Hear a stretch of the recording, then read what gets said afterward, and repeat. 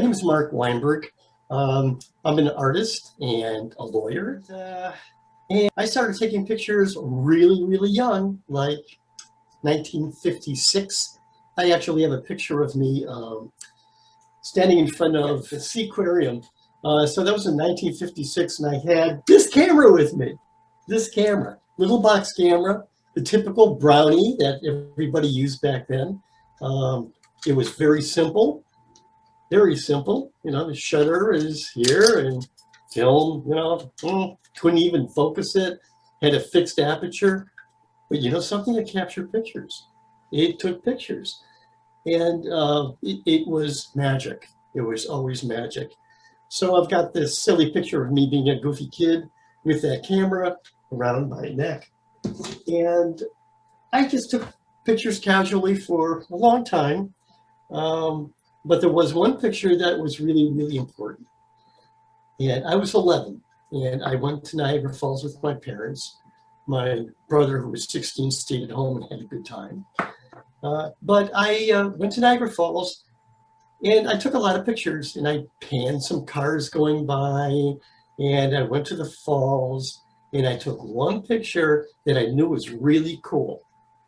And I don't know why I thought it was cool, but it was really cool. And I kept on bothering my mother because we had to send our negatives out to Kodak in New York. And I drove her nuts because I set the negatives there, and I kept waiting and waiting and waiting for them to come. I kept running out to the mailbox all the time. Are they there yet? Are they there yet? Because I really wanted to see this picture. So I finally got the picture, and it blew me away. It just blew me away. And from that moment on, I got completely hooked. And it's one of the pictures.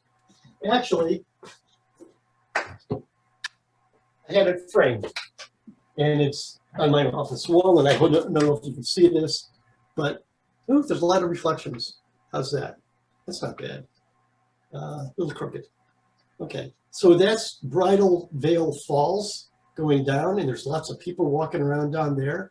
And I thought it was really neat because of the motion blur of the, I didn't know it was motion blur at the time, but the motion blur of the falls and the circular forms of the people walking and all the steam and spray. And that was it for me. So I got hooked. And I started taking more pictures. I didn't know what I was doing, but I found out that I had an eye for it, apparently. Always did. And part of that, I think, comes back to my birth, actually, to be honest with you. I was born 2 months premature in 1948. Yeah, I'm that old.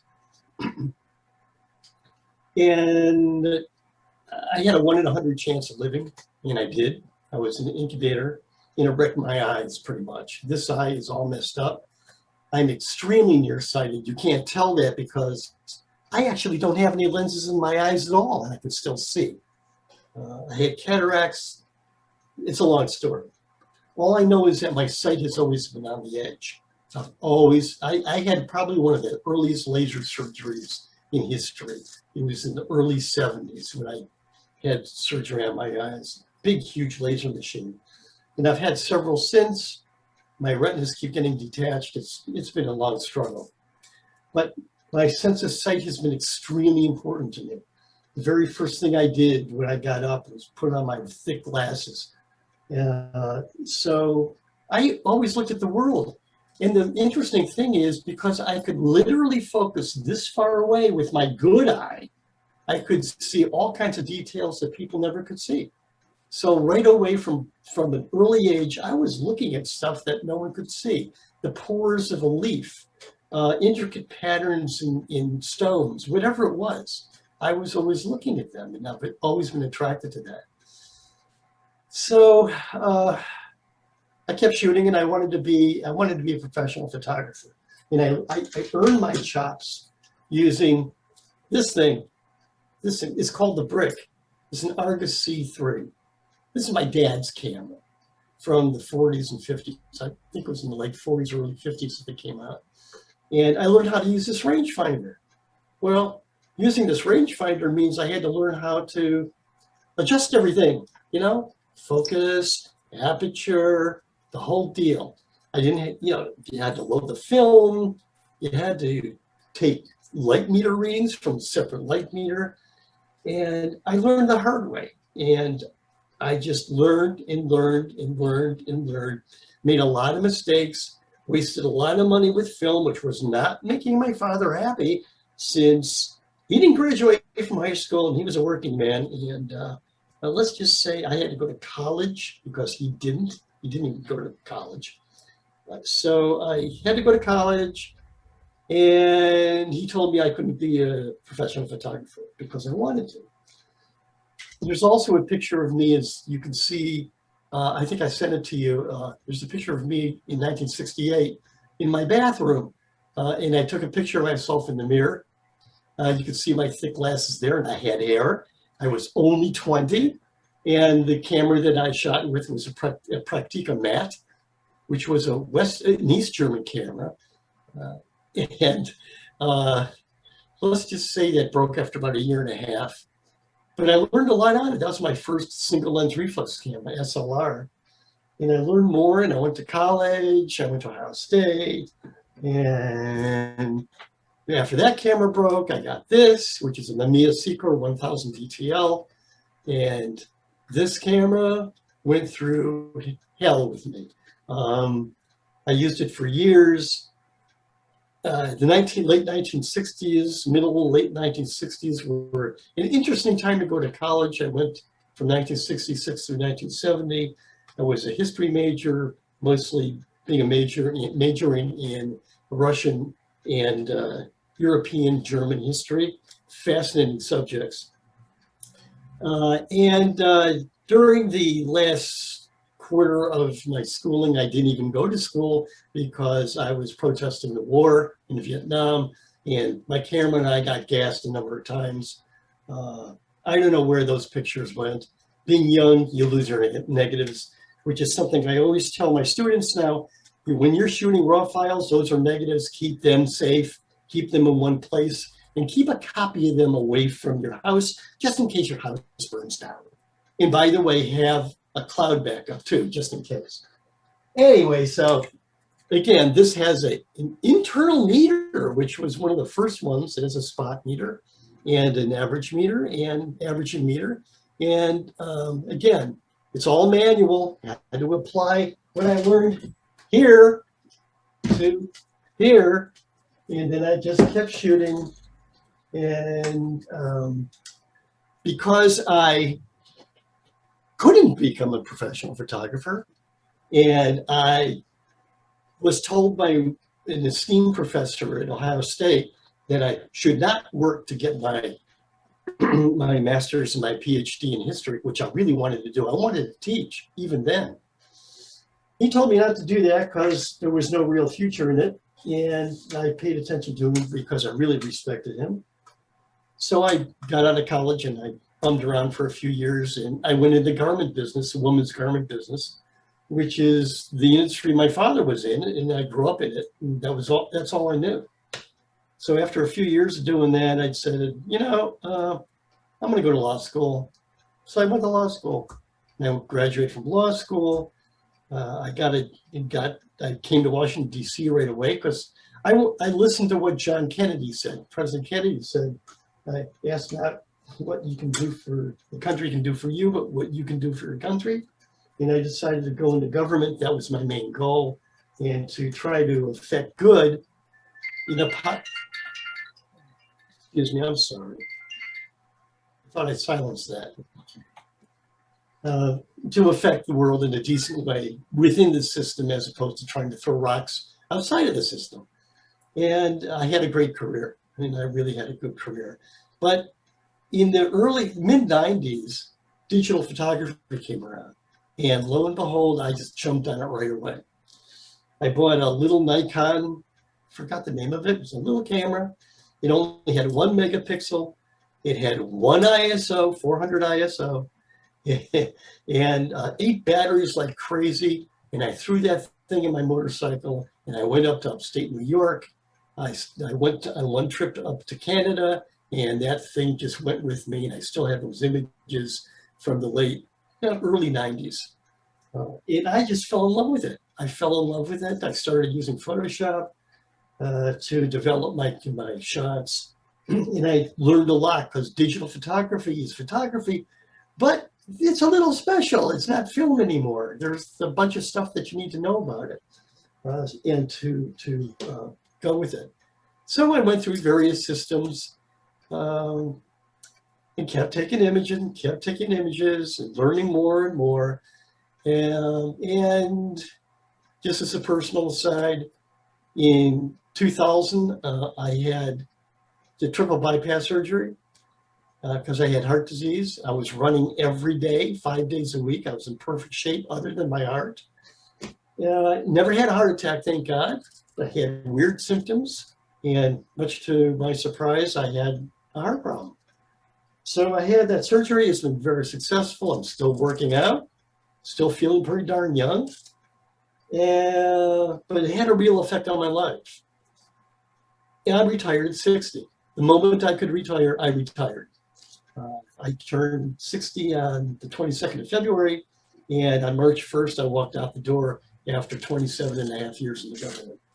And I haven't regretted it a bit.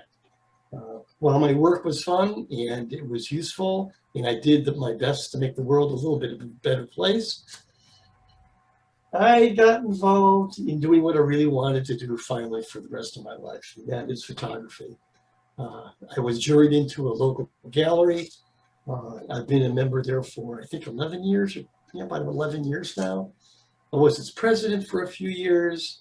It's the oldest gallery in my town. It's over 30 years old, which is really something.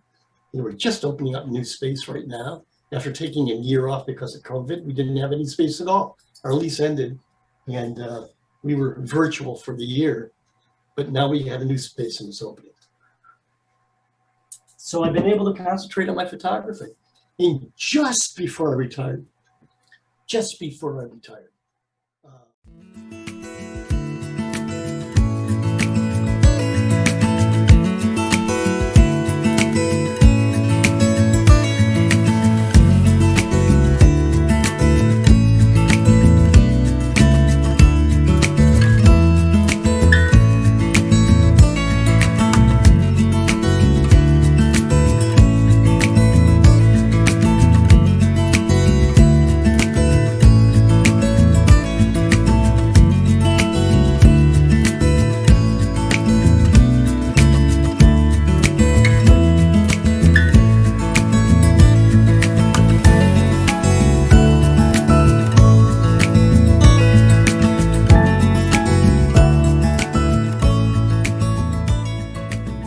the local community college here was looking for adjunct professors.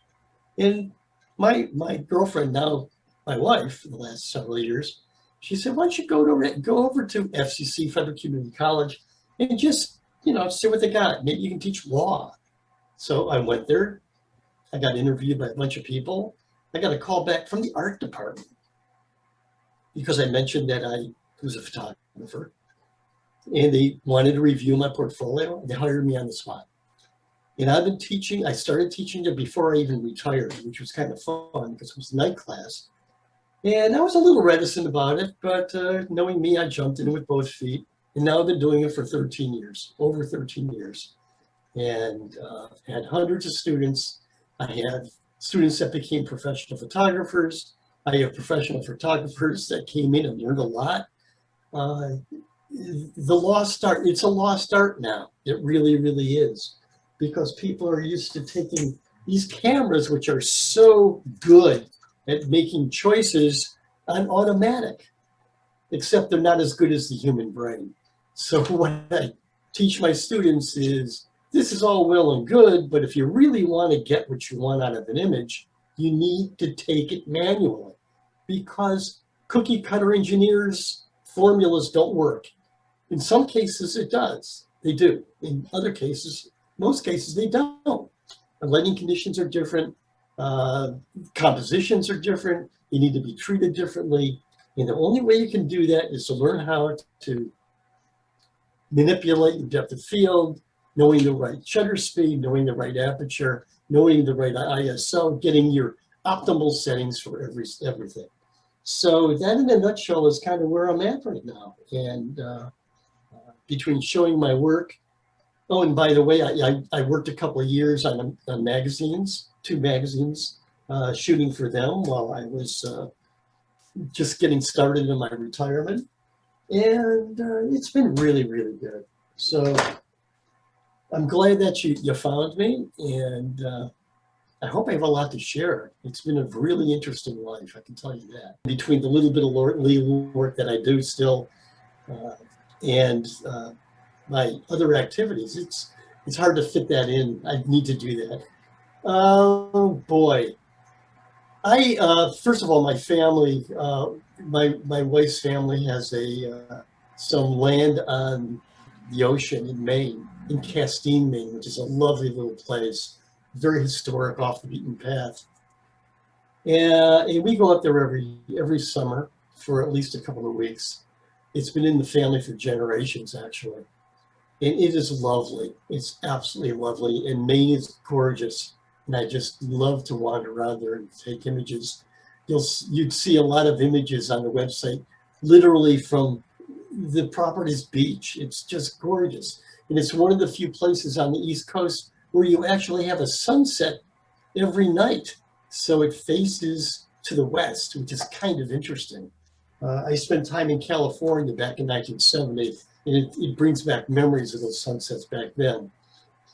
Oh boy. I did go to Israel, which is one of the few trips where I really went overseas. I still haven't been to Europe yet.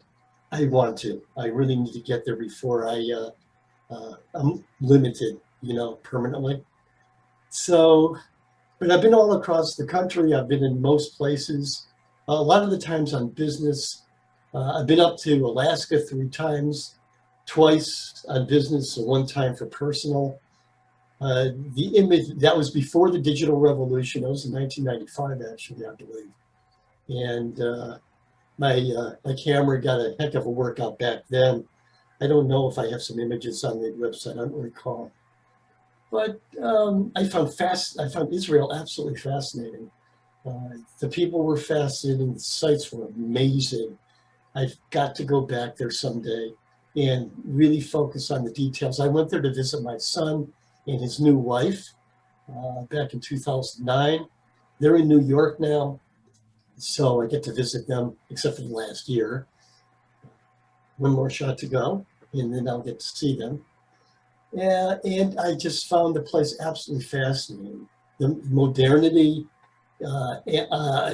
with the level of all the archaic buildings and the beauty of those buildings and the details on those buildings and the hustle and bustle and the meeting, the modern versus the old. It's astounding.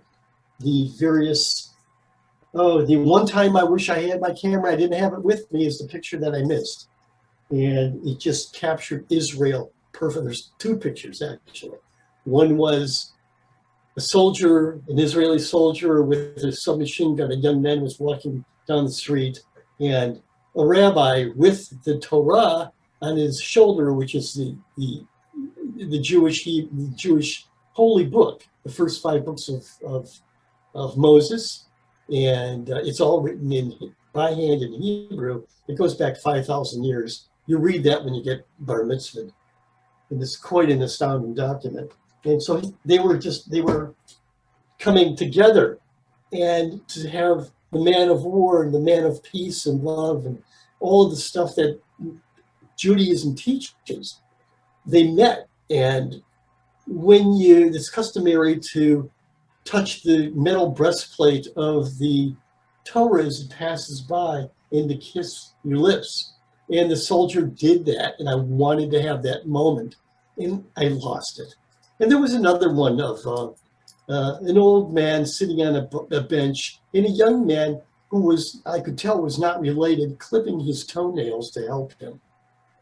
And one other thing that really stood in my mind about Israel, which really captured it, is that if somebody was laying on the street for whatever reason, if they were drunk, they were down and out, people would leave money for them and just leave it right there next to them in a pile.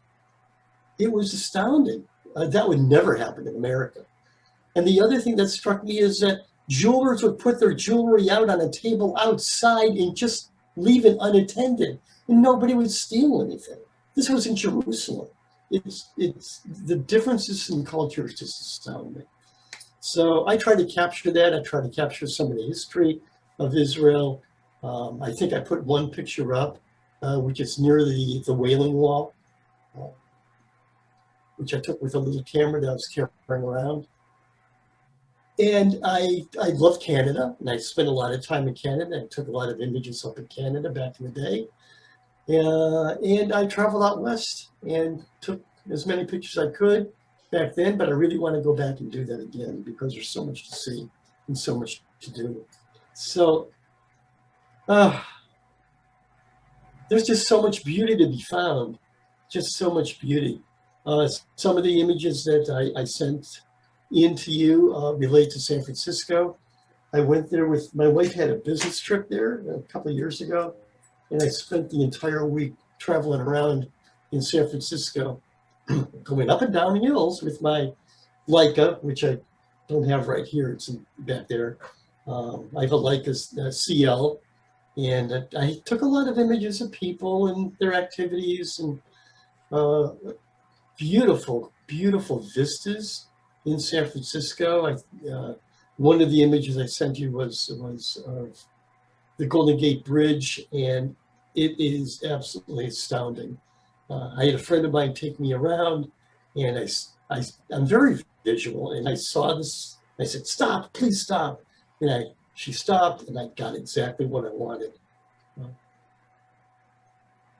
It's astounding. So I'm very visual. I've always been very visual. I've always been able to see things that other people haven't. I don't know why. It's just the way it's been that way. You can see back in the day from my website, I took a lot of pictures of old cars from the 30s, 40s, and 50s. Part of that is because I'm a little bit nostalgic for those cars because I grew up in the 50s and early 60s. But they had lines and details and craftsmanship that are lost nowadays significantly, really lost.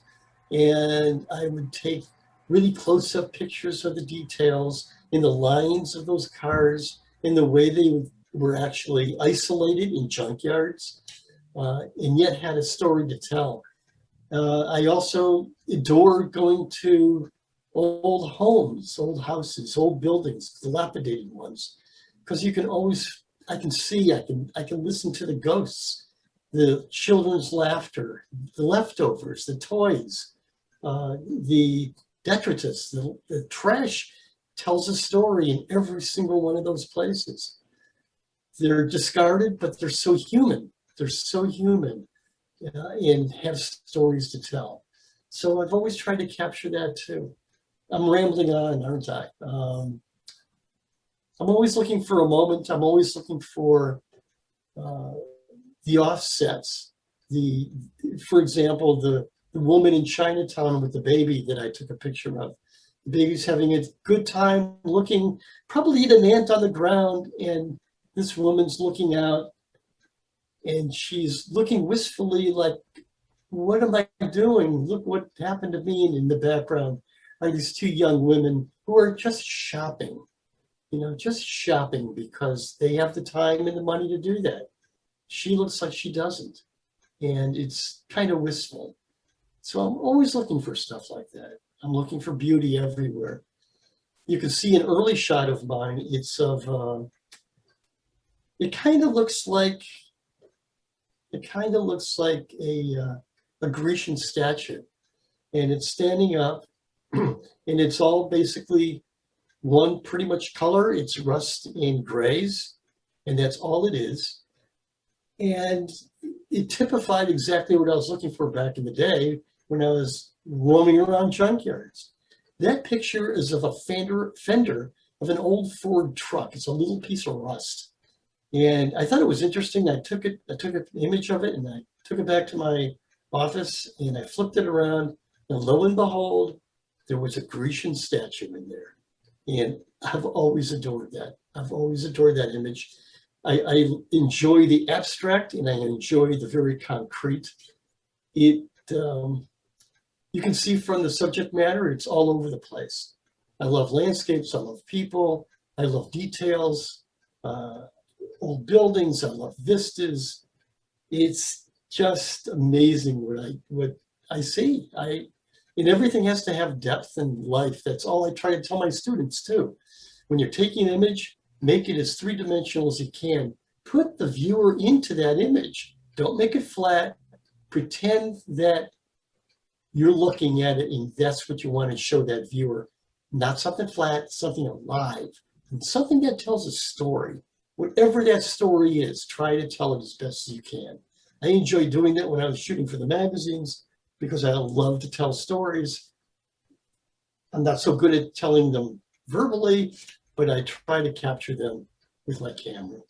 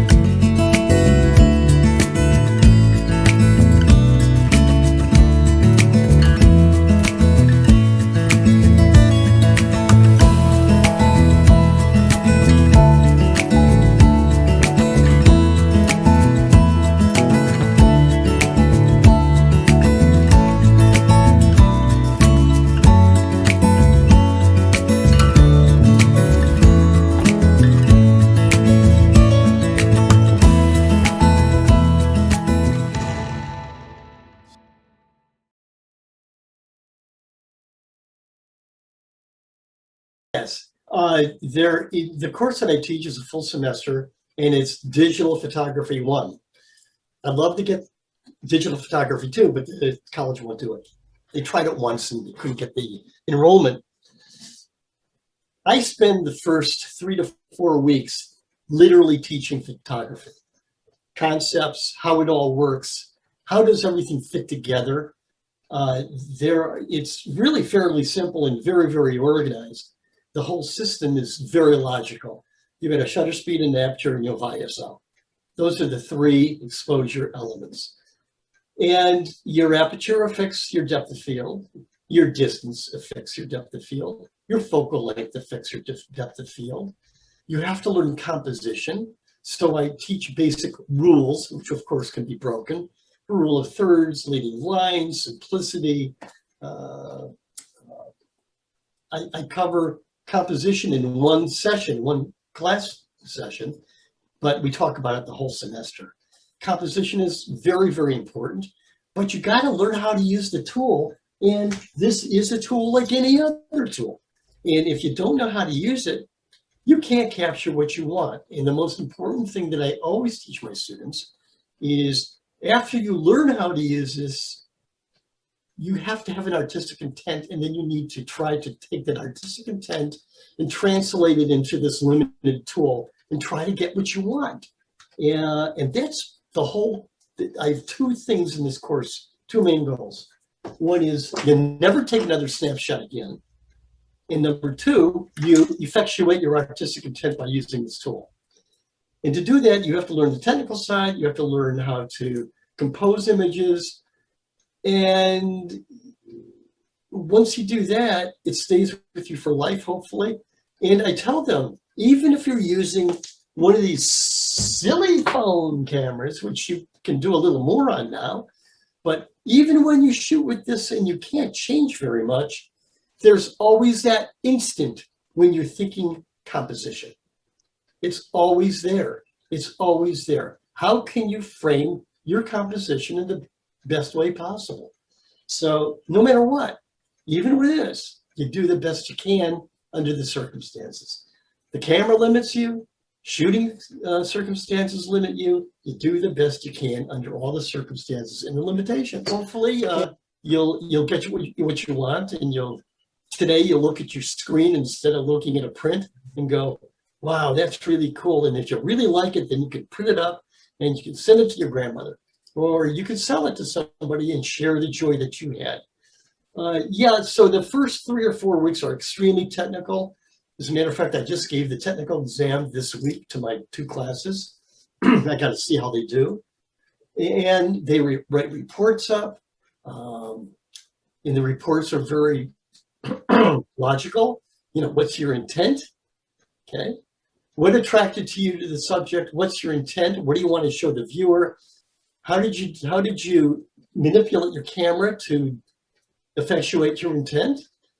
How did you post-process the image in Photoshop to get what you wanted? And did you succeed at what you wanted? That's the written report that they have to submit with every single project, and everyone is due every week. And I have various very broad subjects like architecture, portrait. I run through those in one session for the first half, and then the other session for the second half. So the first half doesn't count very much. The second half counts a lot more. And the final project counts a lot. So they develop a portfolio, and I haven't had a single student that hasn't progressed and shown improvement from the beginning to the end. And most of the time, I think the students like it. I'm a little demanding, you can probably tell, but I have a lot of humor too. So I kind of sprinkle that.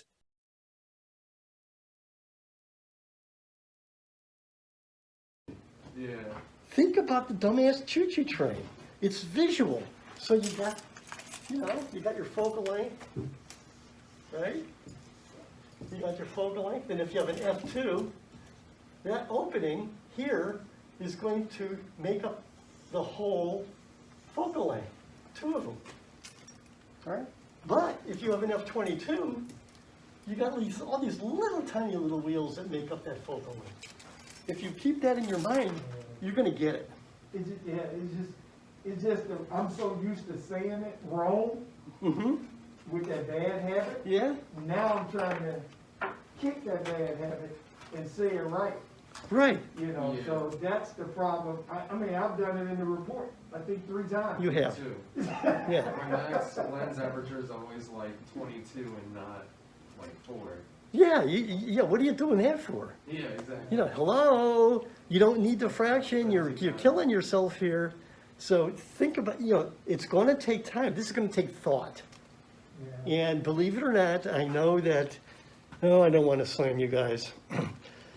Young people are too busy just getting fed information nowadays. You don't get enough practice analyzing and applying things. Yeah. That makes sense. Yeah. you know? Well, from what I see is I gotta have my time back. I ain't got time for this going. Gotta be quick. I have time Well, quick works sometimes, but quick often. That's why I have this thing. I can't chimp with this thing. I gotta flip this thing down to look at it. I don't want to look at it. I want to be focused on what I'm doing and thinking about it. And once you understand the tool, it starts to become automatic. But it does take practice. Yeah. It does take practice. And you can see the results. Take a look at the shots you just took today. They're boring as hell, but you're going to be able to see what all of these factors do. And you need to, again, your artistic intent is absolutely essential. What do you want to show? Do you want to show the whole context in the back and have a deep depth of field? Or you want to really separate that little bird so the whole background is completely blurry? What do you want to do? Under the circumstances. Yeah. The sun's setting. Can you get a fast shutter speed? Well, how are you going to do that? You're going to have a higher ISO. So it's a balancing act. It's a balancing act.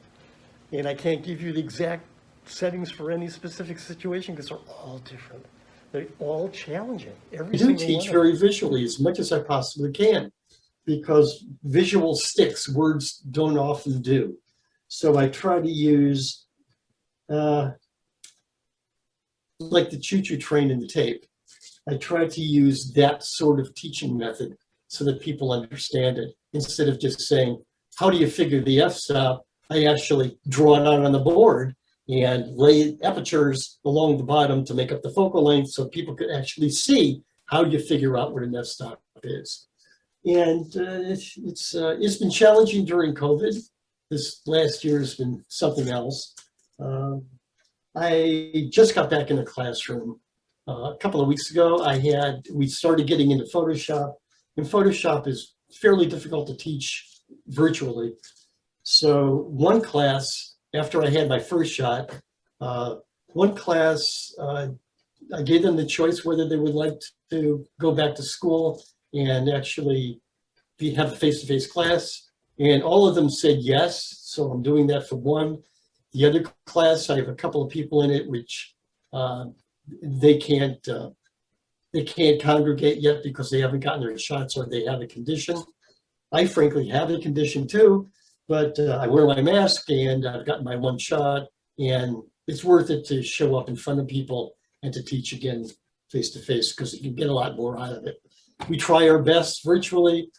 It doesn't quite make it, but again, we got to do what we got to do. So I get a blast out of teaching. I like to give back. I like to do as best as I can. Like I said, I actually pass cameras around at the beginning, and they're in awe that we had to shoot like this before. Okay, here's how you focus, right? Oh, here's how you set up your shutter and press it, right? And you have to set your shutter. Oh my goodness, how do you do that? Well, you do that here. And your ISO, what's that? That's the film speed. How did you do all that? And you have to look in one and focus in one, and then you have to actually compose in the others. Like, what are you talking about? That was so hard. Yeah, it's hard. But you know something? You learned how to slow down. You had to slow down. And slowing down is the most important thing you can do. Indeed, like I said, my dad didn't go to college. He didn't even graduate from high school. We didn't have a lot of money. I couldn't waste money. So every shot counted. If I did this, now I'm stuck. If I did this and I took a shot, I had to really think about it because I had to get it developed. I didn't have a dark room. That cost money. And if I got a shot that was overexposed or underexposed, black or white, I was wasting money and time. So that was the real lesson that I learned and that I try to teach now is slow down. Don't just take a million shots and hope you get one shot that sticks and is good. When I would go out on jobs, when I was working for the magazines, I would be sometimes with other photographers and they're taking picture after, I take 3 pictures and I got one, that's it. That's all. That's all. Make it right the first time. Do the best you can in the camera. That reduces your work in post. And just try to do it right, Don't try to throw all the stuff up against the wall and just have one stick. You're wasting your time. And that's one of the beauties about what I like about this camera is because, look, it has a screen, but it's hidden. I shoot this like I shoot a film camera. I don't chimp look at every picture after I shoot it. I just shoot. You focus on it. And focus on it. There's a pun for you. So it's been interesting. It's been very interesting. And I've had students who, after they learn how to shoot manually, when I run into them again, they say, thank you so much. I never shoot on automatic. Maybe I'll shoot on aperture priority because I want to control my depth of field and let the camera do that, do the other stuff. But I know now that if the camera does that other stuff, if the camera makes bad choices, I'll just switch it to manual and I'll just do the right thing. So it's a joy. It really is a joy. Do I reach everybody? No, you never can. But at least there's a handful in every class which really get it and go on to really enjoy it. And it's going to serve them for the rest of their lives, just like it served me. You take pictures of your family. When my son was an infant, I got some shots of him. My goodness, I did a really good job. Pat on the back here.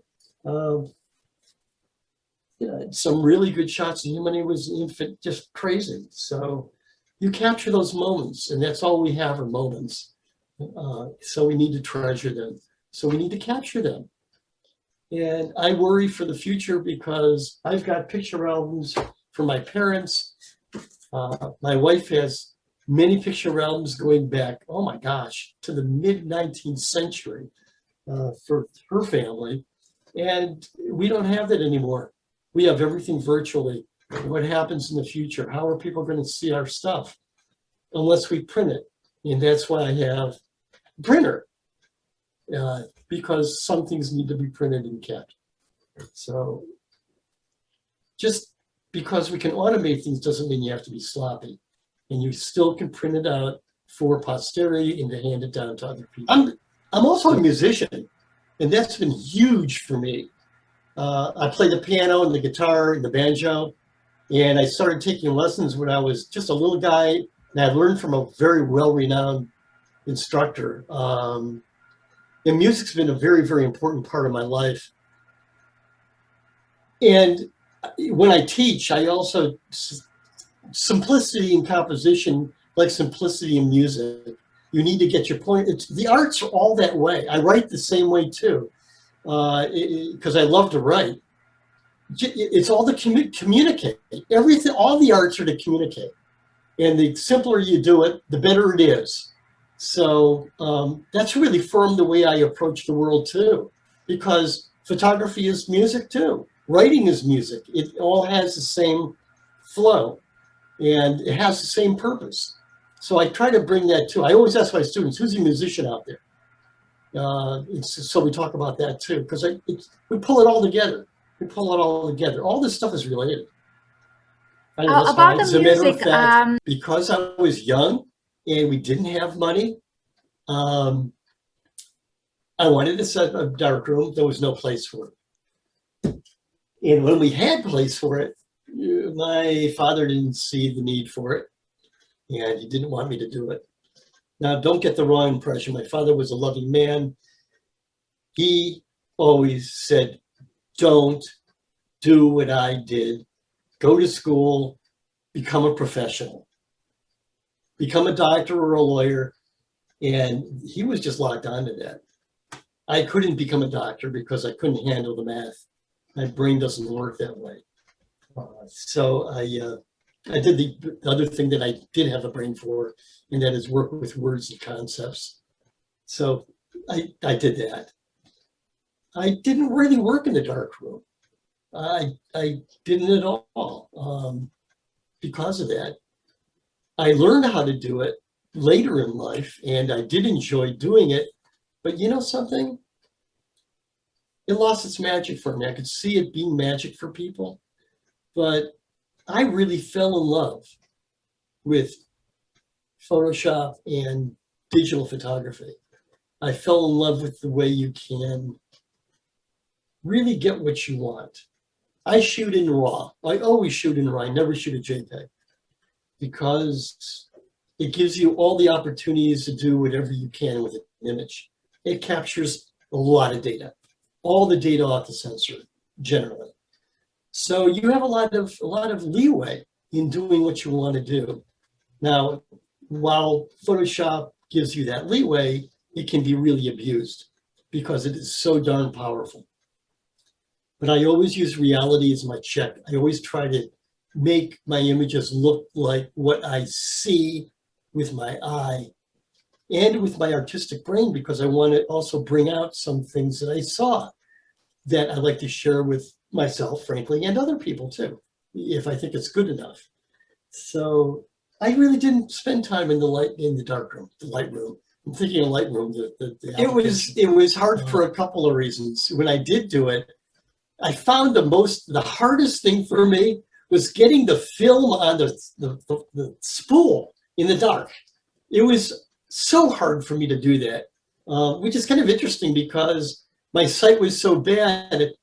I've always been able to get around in the dark because I have the map of wherever I am in my head and I can get around. It's almost like being blind because I was close to being blind. I was so blind it kept me out of Vietnam.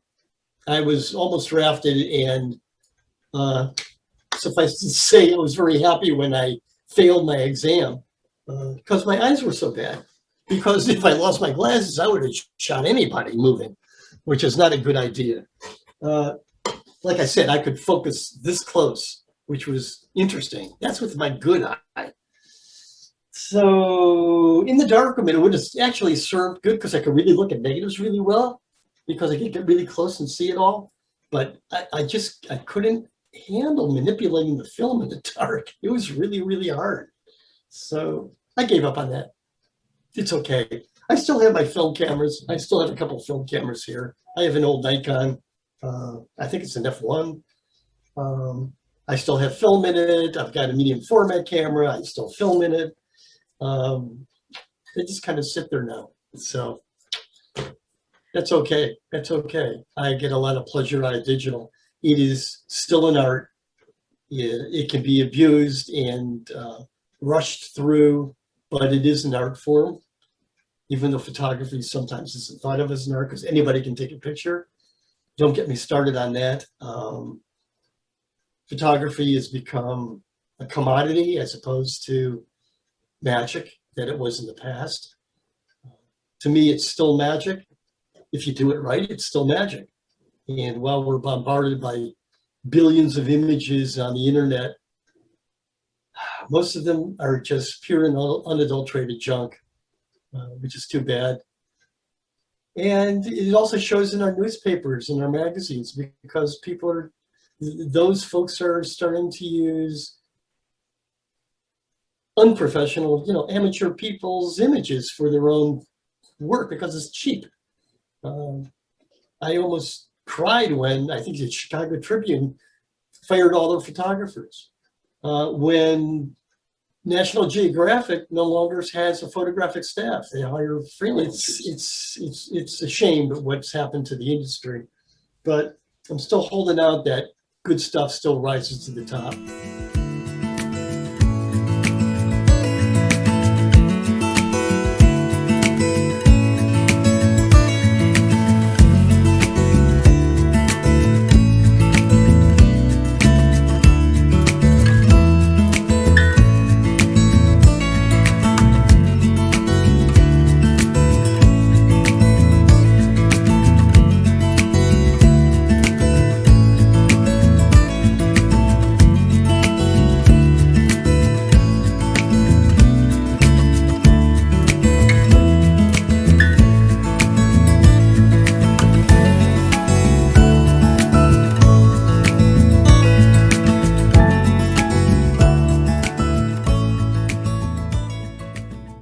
Yeah, so that's the darkroom story.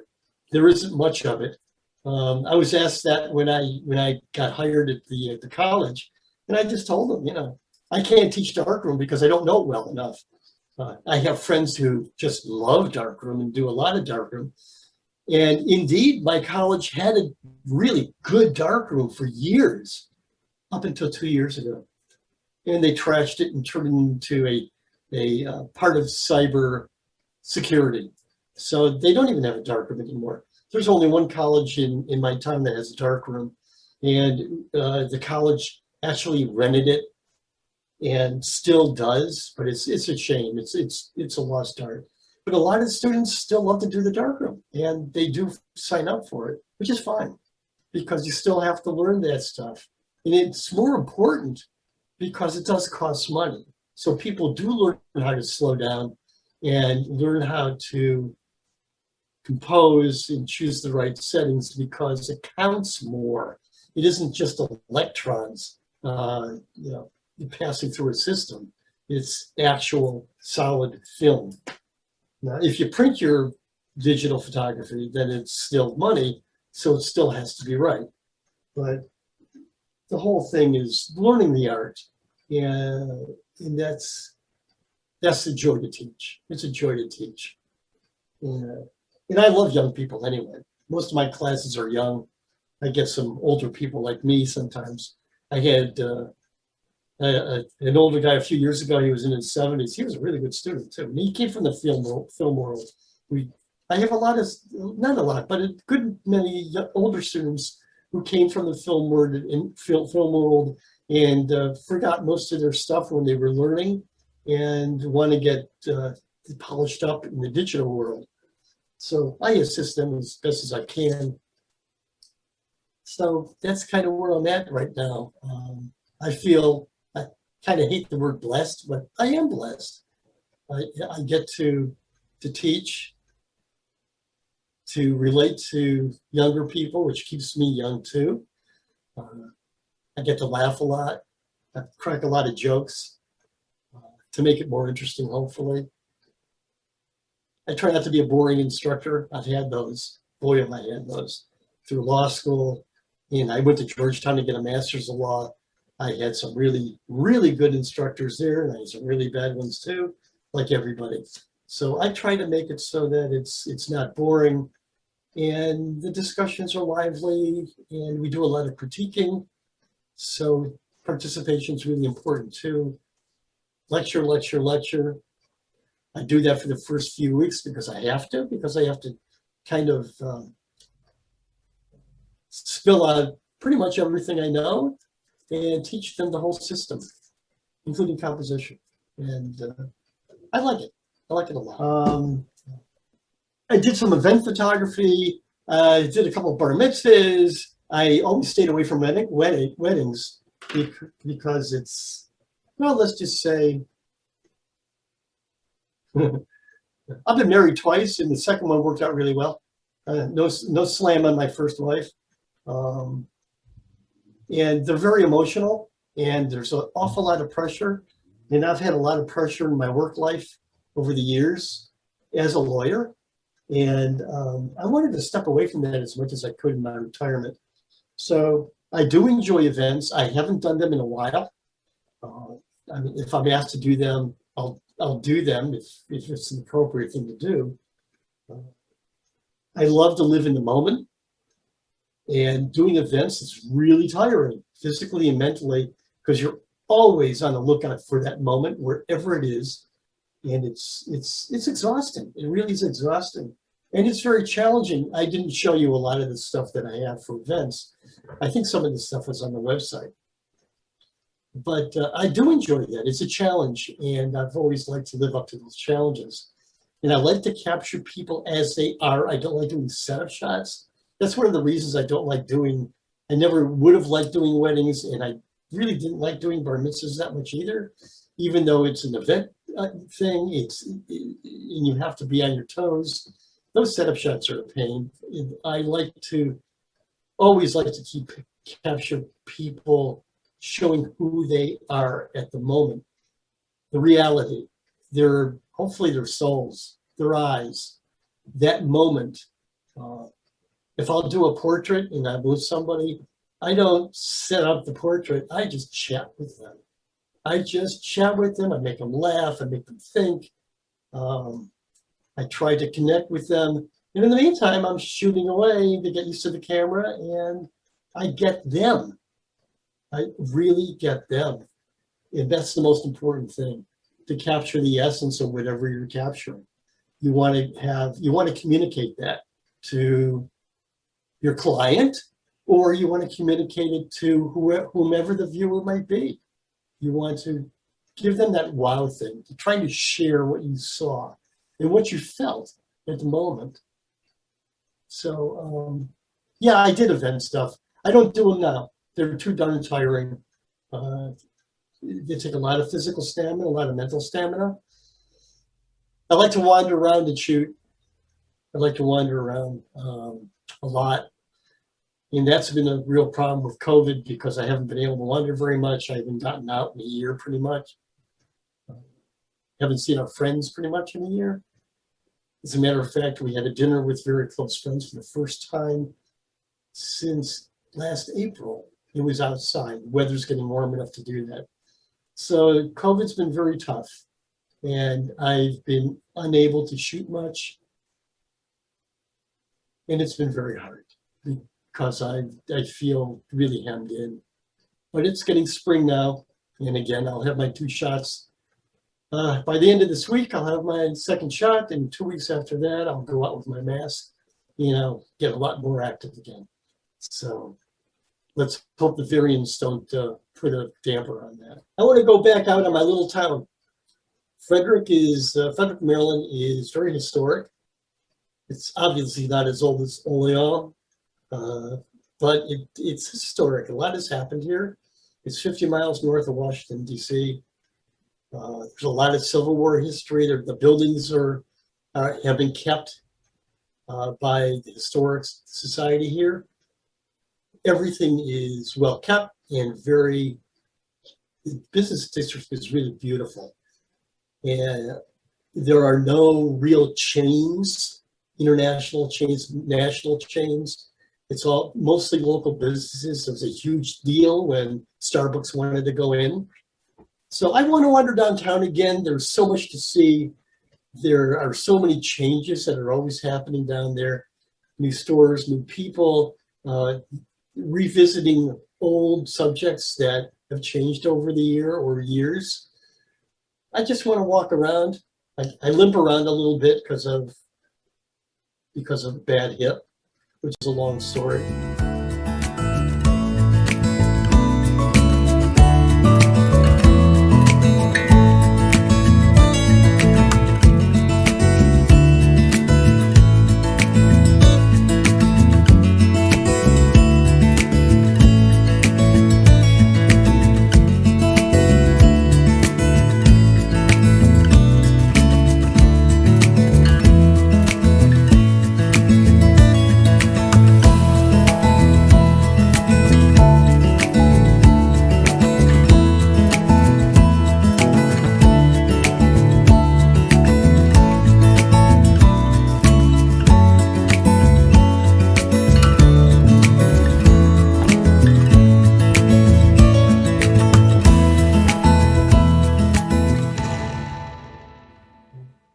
Maybe I should mention that because in 2013, I had to have hip surgery to fix a bad hip, fix a bad surgical hip.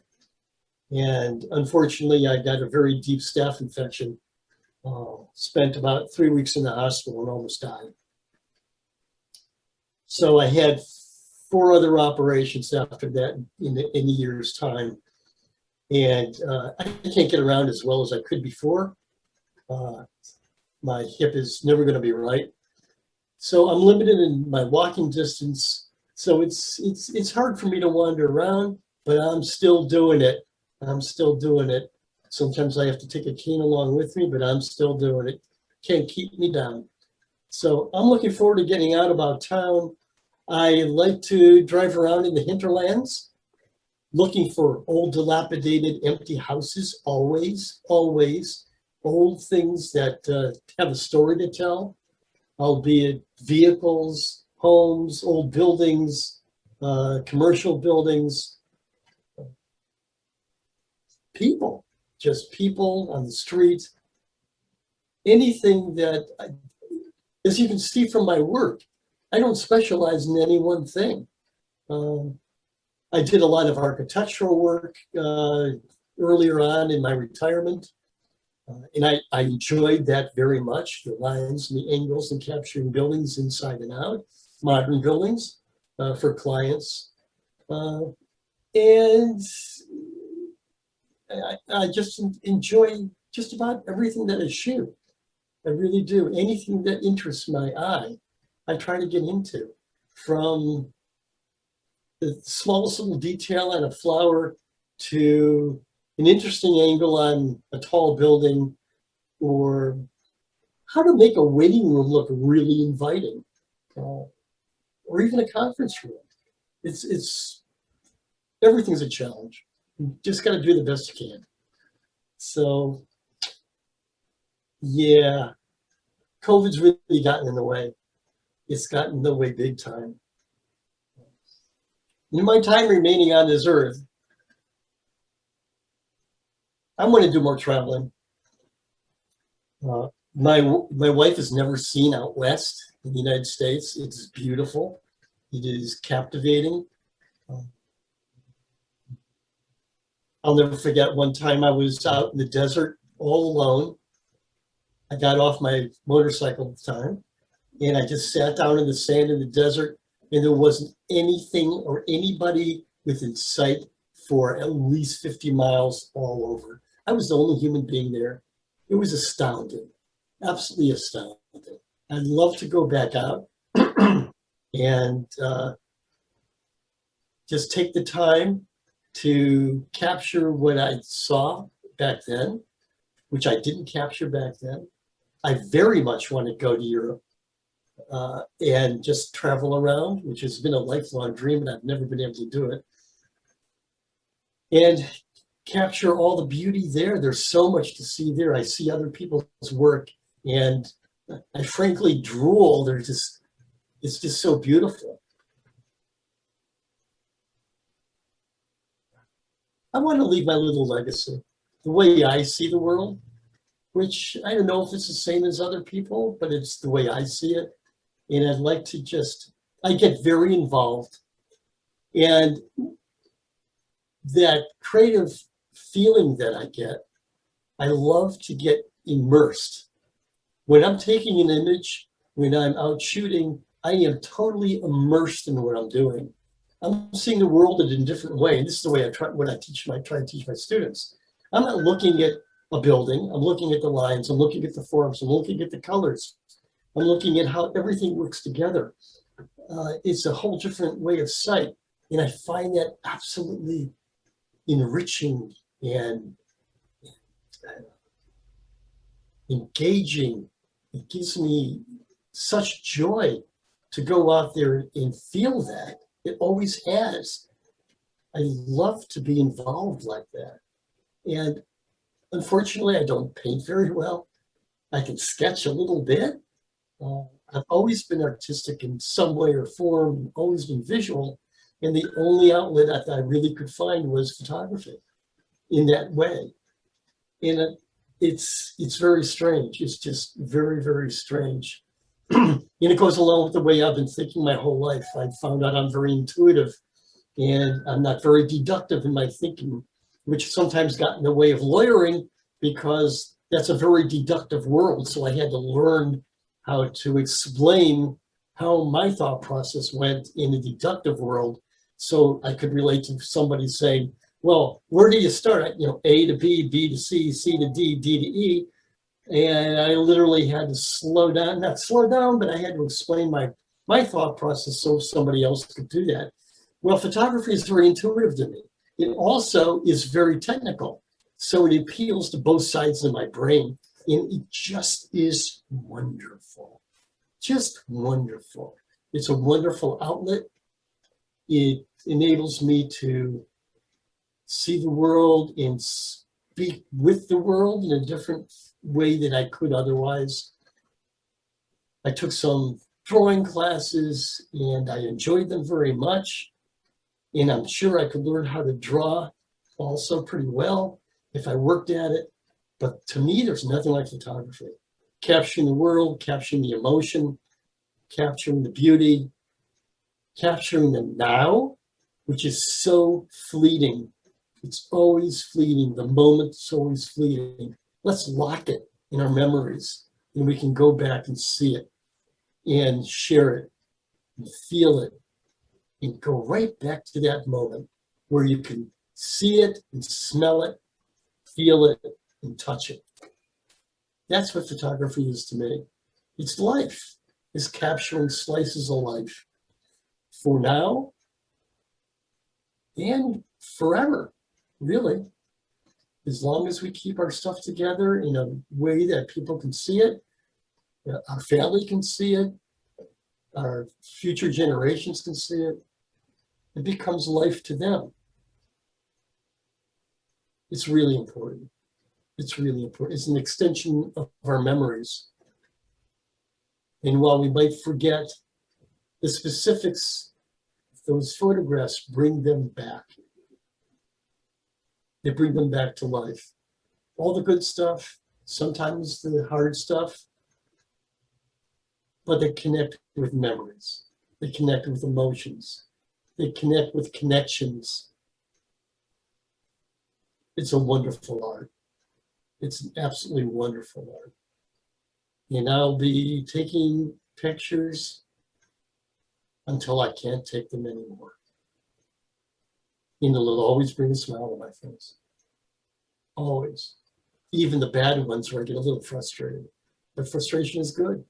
You keep learning, even now. You never stop learning. And that's why I love to be an educator too. You never stop learning. How's that for closing?